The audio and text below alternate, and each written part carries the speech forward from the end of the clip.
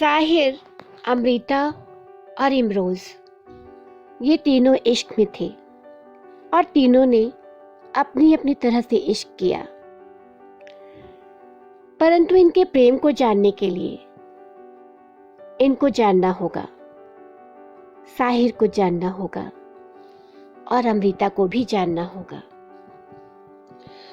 साहिर वो है जो अमृता के किसी चेहरे का तस्वुर है और जिसका बीज बचपन में ही अमृता के ख्यालों में पड़ चुका था, और एक और बीज भी अमृता के अस्तित्व में था, अदब के शब्द, जिसकी झलक अमृता के व्यवहार और लेखन में मिलती है। साहिर वो चेहरा थे जो अमृता की कमसिन उम्र से उसके साथ साथ चले थे। 16वें साल में वो जिसे बस दूर से खड़ा देखती थी, उसे महसूस होता था कि उसका महबूब उसे चोरी चोरी निहार रहा है।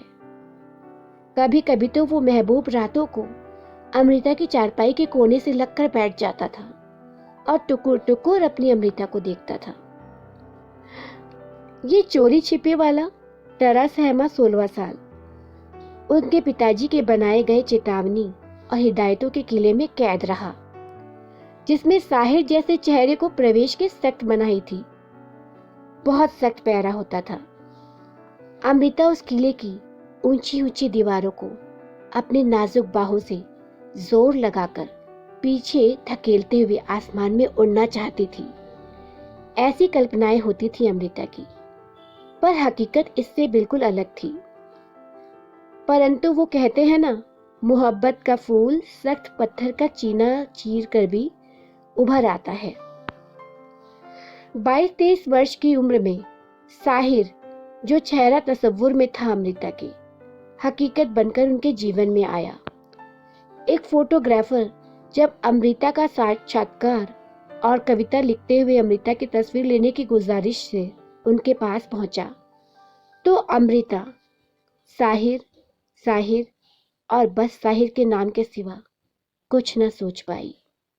लिखना तो दूर, वो कविता नहीं लिख पाई।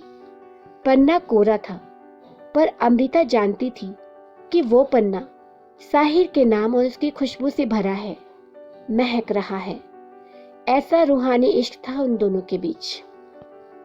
अब बात करते हैं इस जन के अमृता की, जिसके जीवन का 16वां साल उसकी माँ की निगहबानी और भाई बहनों के कंपेनियनशिप में गुजरा। इसलिए ये अमृता हमेशा पैम्पर्ड रही, परंतु उसकी उस उम्र के वो रोमानी ख्वाब और सपनों के राजकुमार की छवि बस सपनों तक ही सीमित रही।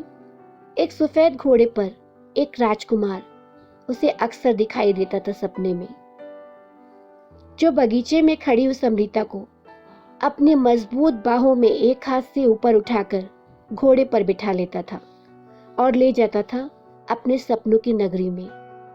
ऐसा अक्सर हर रोज होता था, हर दिन हर रात को होता था जब उसे ये सपने आते थे। फिर अक्सर नींद से जागने पर अमृता अपने गालों पर हाथ धरकर सपने वाले दृश्य के बारे में सोचा करती थी और मन ही मन कहती थी कि चंदा के रथ पे वो आएगा एक दिन, मुझे साथ लेके वो जाएगा एक दिन। वही साहिर आ गया था उसके जीवन में। उम्र के 48वें वर्ष में बसंत लौट आया था। वो 16वां बसंत उसके जीवन में लौट आया था, और किसी चेहरे का तस्वुर वाला बीज जो वर्षों से हृदय भूमि में गड़ा पड़ा था, वो एक विशालकाय कल्पतरु के रूप में प्रत्यक्ष था बिल्कुल अमृता के सामने। जड़ें गहरी थी। ये जन्मों का साथ जो है, अमृता का दिल पहचान गया था कि उसे कब से साहिर की तलाश थी।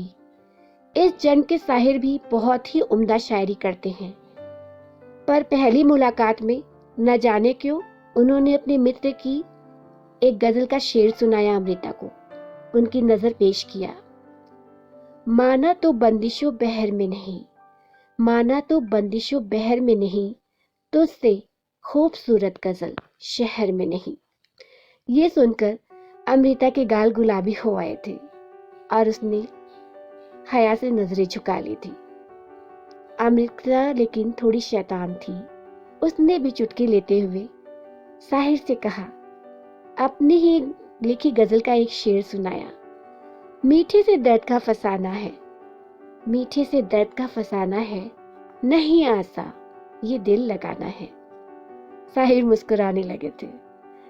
साहिर और अमृता दोनों ही के दिल शायद एक दूसरे को पहचान गए थे कि ये 7 जन्मों का है। इस जन्म के साहिर और अमृता अक्सर मिलने लगे थे। साहिर की आवाज में कुछ ऐसा जादू था कि अमृता के जहन और हृदय में वो खनक बूंद बूंद उतर जाती थी। अमृता ने कहा साहिर से, तेरे इश्क की गली से हम बेकरार गुजरे, एक नजर तुझे देखा हम बार बार गुजरे। साहिर उसकी बात पे कह पड़े, पता है, जानती हो अमृता, तुम्हारी जो आवाज है ना, उसमें वो दर्द है जो अदाकारा मीना कुमारी की आवाज में होता था। और वो अक्सर अपनी अमृता को मीना कुमारी कहकर बुलाने लगी। ये अमृता भी अक्सर अपने साहिर को कहा करती थी कि मैं चाहती हूँ कि तुम उम्र भर कहते रहो और मैं तुमको सुनती रहूं, सुनती रहूं। ये कमाल तो बस साहिर का ही हो सकता था कि एक महिला भी सिर्फ उन्हें सुनना पसंद करती है, बशर्ते वो पुरुष साहिर हो। क्या आप साहिर और अमृता को और जानना चाहेंगे? तो हम फिर मिलेंगे इनकी प्रेम कहानी को सुनने और जीने के लिए।